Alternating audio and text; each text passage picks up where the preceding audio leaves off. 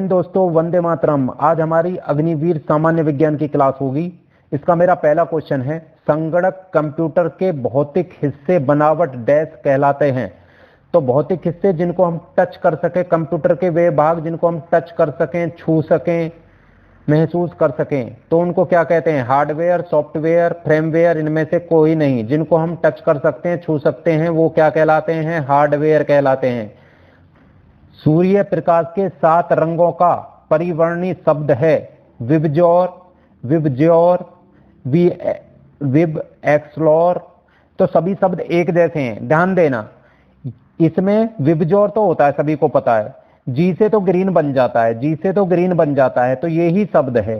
इसमें वी से वॉयलेट, आई से इंडिगो, बी से ब्लू, जी से जे से ग्रीन नहीं बनता, जी से ग्रीन बनता है, इसलिए ये सही है। ये तो हो ही नहीं सकता, इसमें एक्स आ जाता है। अब ये भी सेम शब्द है, ये भी लगभग सेम शब्द है। वी से वॉयलेट, आई से इंडिगो, बी से ब्लू, जी से ग्रीन, ए से, अब ए से क्या बनाओगे? ए से कौन सा कलर बनाओगे? 7 कलर होते हैं। एक होता है वी से वॉयलेट, वॉयलेट, आई से इंडिगो, इंडिगो, बी से ब्लू, जी से ग्रीन,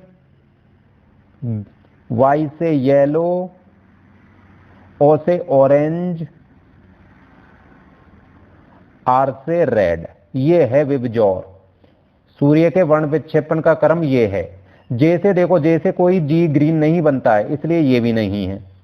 यहां ए आ रही है तो ए से कोई कलर ही नहीं बनना है इसमें 7 में, तो ये भी नहीं है। मानव शरीर की सबसे बड़ी ग्रंथि डैश है गुर्दा, यकृत, हृदय, फेफड़ा। तो सबसे बड़ी ग्रंथि कौन सी होती है? यकृत, लीवर होता है, लीवर होता है। और सबसे छोटी, सबसे छोटी ग्रंथि, सबसे छोटी ग्रंथि होती है पीनियल ग्रंथि, पीनियल ग्रंथि सबसे छोटी होती है मानव शरीर की, और सबसे बड़ी यकृत होती है। पीनियल ग्रंथि कहां होती है? खोपड़ी में, सिर में अंदर होती है पीनियल ग्रंथि। रेलगाड़ी के अचानक रुकने पर आदमी डैश किस ओर गिरने लगता है? नीचे की ओर, ऊपर की ओर, पीछे की ओर, आगे की ओर। अब देखो, रेलगाड़ी में अचानक रुकने का मतलब ब्रेक लगना। मोटरसाइकिल पे देखो, जब तुम बैठते हो और कोई अचानक से ब्रेक लगता है तो तुम कहां जाते हो? आगे की ओर झुक जाते हो, आगे की ओर झुक जाते। तो यही रेलगाड़ी का है। रेलगाड़ी में अचानक रुकेगी, उसके ब्रेक लगेंगे तो आदमी कहां जाएगा? आगे की ओर झुक जाएगा, आगे। निम्न में से मुख्य भोजन कौन सा है? आलू, अंगूर, गेहूं, सभी। तो मेन भोजन की बात हुई है। मेन भोजन क्या है? गेहूं, इसके बगैर काम नहीं चलता। आलू तो सब्जी है, अंगूर फल है, इनके बगैर काम भी चलता है। गेहूं रोटी चाहिए ही चाहिए, तो ये अनाज है। तो मेन भोजन क्या है? गेहूं है। रेबीज किसके कारण होती है? प्रदूषण से, दूषित भोजन खाने से, कुत्ते के काटने से, दूषित पानी पीने से। तो रेबीज बीमारी किससे होती है भैया? कुत्ते के काटने से होती है रेबीज बीमारी। उसके कुत्ते की लार में पाया जाता है रेबीज का वायरस। ऊर्जा का प्राकृतिक स्रोत डैश है? बिजली, घर्षण, बैटरी, सूर्य। तो प्राकृतिक स्रोत कौन सा है? नेचुरल स्रोत क्या है? नेचुरल स्रोत में ऊर्जा किससे मिलती है? सूरज से मिलती है। सूरज एक नेचुरल स्रोत है ऊर्जा का। मोटर कार की हेडलाइट में कौन से दर्पण का प्रयोग होता है? उत्तल दर्पण, साधारण दर्पण, अवतल दर्पण, काला दर्पण। तो हेडलाइट में किसका उपयोग होता है? अवतल दर्पण। किसका होता है? अवतल दर्पण का उपयोग होता है। दर्पण के बारे में समझो। दर्पण 2 तरह के हैं। ये है अवतल दर्पण, अवतल दर्पण। इसके बाहरी पृष्ठ पर पॉलिश होती है। दर्पण वो है जिसके एक पृष्ठ पर पॉलिश करते हैं, इससे प्रकाश आर पार नहीं जाता है। अवतल दर्पण अंदर से धसा हुआ, यहां से रिफ्लेक्शन होगा इसमें। और बाहरी जिसके अंदर धसी हुई पृष्ठ पे पॉलिश कर दूं मैं, तो ये बन जाता है क्या? उत्तल दर्पण। कैसा बन जाता है? उत्तल दर्पण। उत्तल दर्पण, इसमें उभरी हुई पृष्ठ से रिफ्लेक्शन होगा। अब देखो होता क्या है। मान लो कोई प्रकाश की किरण ये आई, ये इंसिडेंट रे है, तो ये इसे अंदर की तरफ फोकस कर देगा, यहां से ये गुजर जाएगी। ऐसे ही इस साइड से कोई किरण आएगी तो ये यहां से चली जाएगी, यहां से चली जाएगी। तो ये क्या है? ये सभी किरणों को एक ही पॉइंट पे फोकस कर रहा है, मतलब एक बिंदु पे फोकस कर रहा है। इसलिए इसे कौन सा बोलते हैं? अभिसारी। अभिसारी। ये सारी किरणों को इकट्ठा करने की क्षमता होती है अवतल दर्पण के अंदर। अब इसमें देखते हैं उत्तल दर्पण में क्या होता है। मान लो ये प्रकाश आया, अब यहां से अंदर तो जाएगा नहीं, इस तरफ को ये रिफ्लेक्ट हो जाएगा, इधर को रिफ्लेक्ट होकर फैल जाएगा, और इसे अगर मैं खींचूं इधर को, इस रे को आभासी रूप में, तो ये कहां, यहां जाकर मिलेगा, ये इसका फोकस होगा। इधर से कोई इंसिडेंट रे आई, जैसे ये रे आई, तो अब ये कहां चली जाएगी, जानी तो इधर थी पर अंदर तो जा नहीं सकती, इधर को रिफ्लेक्ट हो जाएगी, इधर को रिफ्लेक्ट हो जाएगी। तो ये वाला उत्तल दर्पण प्रकाश को फैलाता है, ये वाला अवतल दर्पण प्रकाश को एक पॉइंट पे फोकस करता है, तो इसलिए इसे अपसारी बोलते हैं। इसे फैलाने की प्रकृति के कारण इसको अपसारी बोलते हैं। क्या बोलते हैं, अपसारी, अपसारी दर्पण। अब देखो हेडलाइट में मुझे एक पॉइंट पे प्रकाश पुंज सारा का सारा एक मेन पॉइंट पे फोकस चाहिए, इसलिए हेडलाइट में किसका यूज हुआ, अवतल दर्पण का। जहां जहां लाइट फैलाने की बात होगी, जहां ज्यादा एरिया मुझे देखना होगा, वहां यूज होगा उत्तल दर्पण का। तो इसका अवतल दर्पण का कहां यूज होता है, टॉर्च में। टॉर्च में, क्योंकि टॉर्च भी एक बिंदु पे फोकस करेगी लाइट को। हेडलाइट में, गाड़ियों की हेडलाइट में, हेडलाइट में, और इसका क्या है, दाढ़ी बनाने में, दाढ़ी बनाने वाले में, बनाने के लिए, और सौर भट्टी में इसका यूज, सौर भट्टियों में, सौर भट्टी में, क्योंकि सारी की सारी लाइट को एक बिंदु पर फोकस करेगा, और जब लाइट एक बिंदु पर पड़ेगी तो भट्टी काम करेगी, मतलब हीट पैदा होगी। हजामत बनाने, और दांतों के डॉक्टर में, दांतों के डॉक्टर यूज करते हैं इसे, अवतल दर्पण को। इसमें अवतल दर्पण में प्रतिबिंब कैसा बनता है, वस्तु से छोटा भी बन सकता है, बड़ा भी बन सकता है, वस्तु के बराबर भी बन सकता है, सीधा सीधा या उल्टा भी बन सकता है, सीधा या उल्टा भी। वस्तु से बड़ा होने के लिए दांतों का मुझे बड़ा आकार चाहिए, इसलिए अवतल दर्पण का यूज करते हैं। दाढ़ी बनाने के लिए मुझे बड़ा आकार चाहिए, इसलिए दाढ़ी बनाने में इस दर्पण का यूज करते हैं। अब यह है फैलाने वाला। तो गांव में जो सर्च लाइट, स्ट्रीट लाइट लगी रहती हैं, कौन सी, स्ट्रीट लाइट, स्ट्रीट लाइटों में, जितने स्ट्रीट लाइट, स्ट्रीट गांव में जो बाहर एक खंबे पे लाइट लगती है तो उसे प्रकाश फैलाने की जरूरत पड़ती है, तो स्ट्रीट लाइट में उत्तल दर्पण का यूज करते हैं। और कहां, साइड मिरर में, गाड़ियों के साइड मिरर में, गाड़ियों के साइड मिरर में, जो साइड में गाड़ियों के जो मिरर लगे रहते हैं, उसमें क्या है, मुझे वस्तु का आकार तो छोटा दिखता है पर एरिया बहुत बड़ा दिखता है।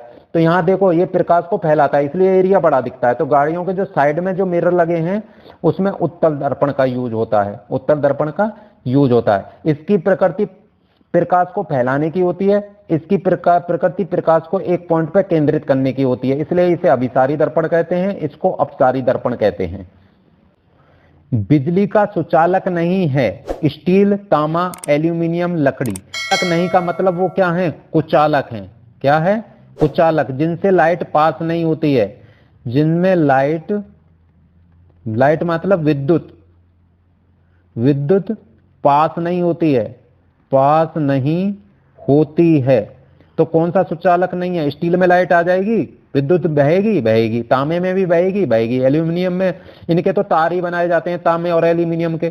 तो लकड़ी में लाइट नहीं आती है, तो बिजली का सुचालक नहीं है, सुचालक कोइन नहीं है, लकड़ी नहीं है। डैश शरीर को तुरंत ऊर्जा पहुंचाने वाला स्रोत है, अमीनो अम्ल, वसा, ग्लूकोज, प्रोटीन। तो शरीर को तुरंत ऊर्जा कौन पहुंचाता है, ग्लूकोज पहुंचाता है।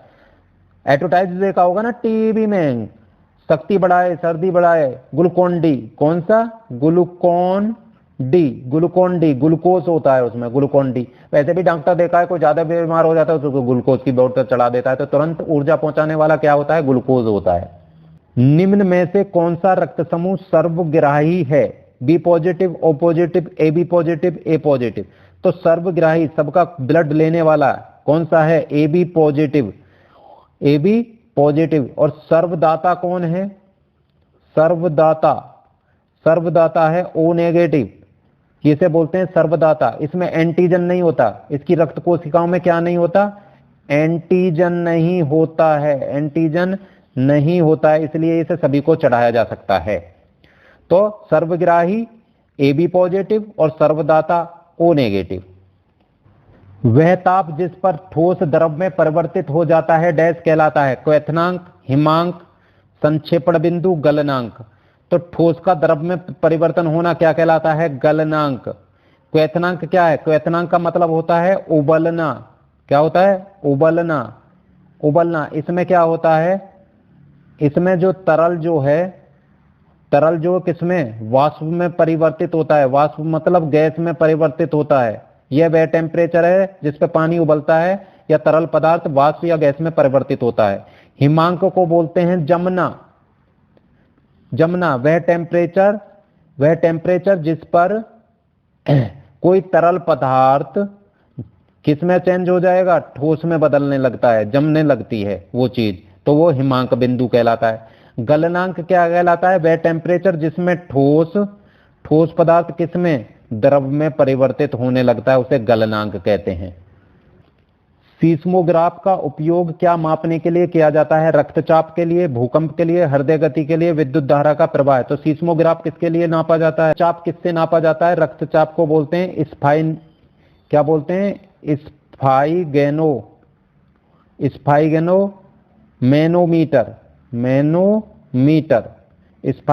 मैनोमीटर से रक्तचाप नापा जाता है। भूकंप किससे नापा जाता है? जो ऊपर दिया है, सीस्मोग्राफ से। हृदय गति किससे नापी जाती है? इलेक्ट्रोकार्डियोग्राफ। किससे? इलेक्ट्रोकार्डियोग्राफ से, जिसे ईसीजी भी बोलते हैं। ईसीजी करा लो, ईसीजी। विद्युत धारा किससे नापते हैं? एमीटर से नापते हैं। किससे? एमीटर से। बिजली किससे नापा है? एमीटर से नापी जाती है। और शरीर का ताप किससे नापते हैं? डॉक्टर किससे टेम्परेचर नापता है? थर्मामीटर से। दूध की शुद्धता या दूध का घनत्व किससे नापते हैं? लैक्टोमीटर से। किससे? लैक्टोमीटर से। निम्न में से कौन सी पौधारोपण फसल है? चाय, आलू, गेहूं, दाल। पौधा, पहले उसकी पौध तैयार की जाती है, फिर उसका रोपण किया जाता है। ऐसी कौन सी फसल है? आलू का तो भैया बीज बोया जाता है, ये तो पौधारोपण नहीं होता। गेहूं का भी गेहूं बोए जाते हैं, बीज बोया जाता है। दालों के भी बीज बोए जाते हैं। तो चाय है ऐसी, पहले इसकी पौध बनाई जाती है, उस पौध को फिर पौधारोपण करके उसे पैदा किया जाता है। हीमोग्लोबिन डैश में पाया जाता है। हीमोग्लोबिन हड्डी में होता है, खून में होता है, दांत में होता है, हृदय में होता है। तो हीमोग्लोबिन किस में होता है? खून में होता है। तो वीडियो अच्छी लगे तो लाइक करो, शेयर करो, चैनल को सब्सक्राइब करो। Thank you for watching.